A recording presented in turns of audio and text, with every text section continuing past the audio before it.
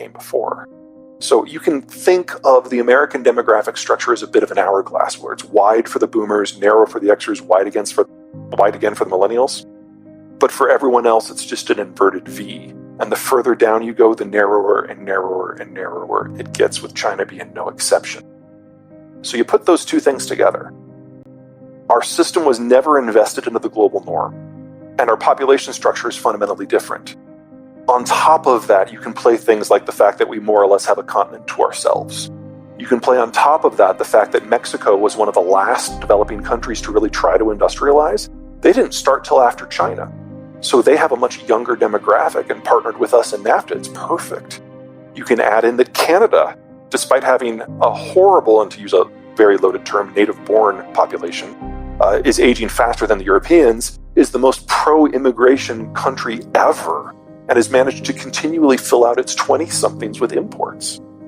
And then, of course, you've got South America, which, a little bit like Mexico, did not industrialize nearly as early and has at least another 40 years compared to much of the rest of the world, and we're all in the same hemisphere together. Now, I will never bet that the American government at all levels will take steps to make it worse. But the headwinds in trying to damage this are immense. We haven't had great government here for a very long time, and yet we still have the strongest economy. We still have the largest financial sector. We're still the world's largest producer of oil and foodstuffs.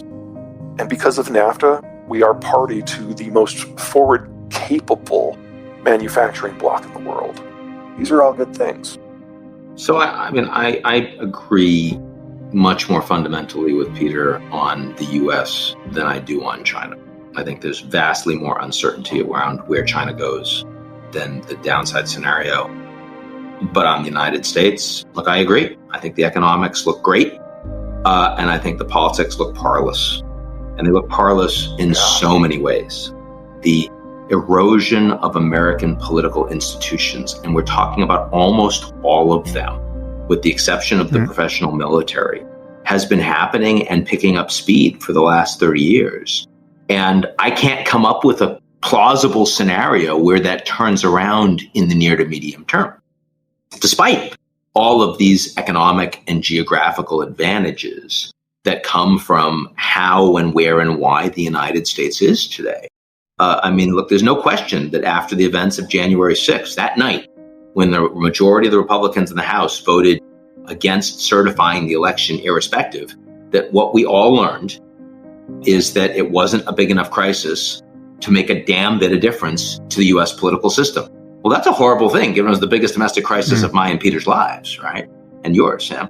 So, and we're seeing, and as a consequence, 2024 looks like it will be worse, not just because of Trump running, but much more because of the delegitimization of the U.S. elections and of the tribalism in the political parties, and the fact that impeachment is broken and legislative capabilities are broken, and the selection of judicial appointees is broken. And so many things about the United States that used to be great, or at least better, have become deeply problematic, to the extent that nobody out there would want their political system to run like the United States. And 30 years ago, we beat the Soviets precisely because most everyone in the East Bloc thought that their system would be much better off if it ran like the United States. I think this is a deep and abiding concern.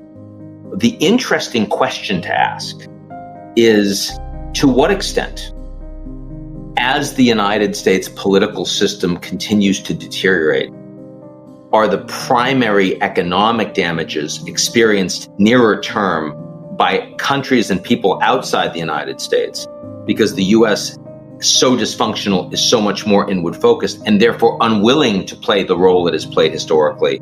So you get this weird whiplash effect where the Americans are much more politically dysfunctional than the Japanese, the Germans, the Europeans, but the U.S. is also seen as much more the safe harbor for the dollar and for investment, precisely because those other countries don't benefit from American leadership the way they did historically. Now, in the short term, that may well play out. In the medium and long term, it won't. And that of course, is something that we got to figure out. Like all of these predictions, they're all right. The question is, what's the timing? And getting the timing right is the hardest damn thing. Yeah, well, but I guess I'm a little surprised that the consensus we've just formed about the comparatively rosy economic outlook for America wouldn't translate into some sense that our political fragmentation may heal itself. I mean, don't you think that inequality on some level is at least in part responsible for our complete political dysfunction? And if the American dream is about to get much dreamier, or at least much dreamier again by comparison, as we look over the ramparts and we see a deglobalizing world unraveling, and it just becomes objectively true that the best place to live on Earth is America, once again, you don't think we are likely to put our house in order under those conditions? 2 points. I mean, one is the other side of that is that China for the last 50 years has had an unprecedented amount of economic development and growth, and especially compared to and relative to everyone else out there. One would think that that would provide them, and more Chinese believe in the Chinese dream today than Americans believe in the American dream. How much does that buy them? Does that buy them 5 years? Does that buy them 10 years? Does it buy them anything? I mean, I think that's an open question. It's worth thinking about. The United States has a similar question to be asked. But also keep in mind that at least as of today, and it wasn't true in the 70s or 80s or 90s, the United States today is by far the most economically unequal of the G7 economies. Today, the United States is also, I would argue, the most riven with identity politics concerns and dangers and anger and animus, where the left and the right have two completely different narratives of what the United States is and stands for. And then finally, the fact that the media environment and social media environment in the United States is actually the most broken and riven and toxic, and Americans spend the most time on it, especially in terms of news and politics. So when you put those three things together, it shouldn't surprise anyone that in the context of the G7, the Americans have the greatest political dysfunction. And I personally don't believe that the comparative advantage of the US having the dollar as the global reserve currency, unless you fix the politics in a much more structural way, which creates radically more redistribution than anyone is really thinking about, is going to fix that. I mean, I could nitpick at some of that, but I broadly agree with most of it.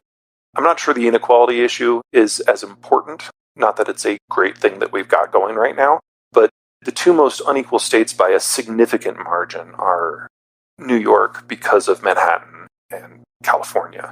And if you remove them from the data, we're actually no longer the most unequal. Doesn't mean it's not something we should work on. I'm just not convinced that it's as structural of a negative as a lot of people seem to think. But anyway, two strategies how the United States gets back in the game. One, I can guarantee will happen. I can give you no idea of time frame, though. The United States gets scared easy.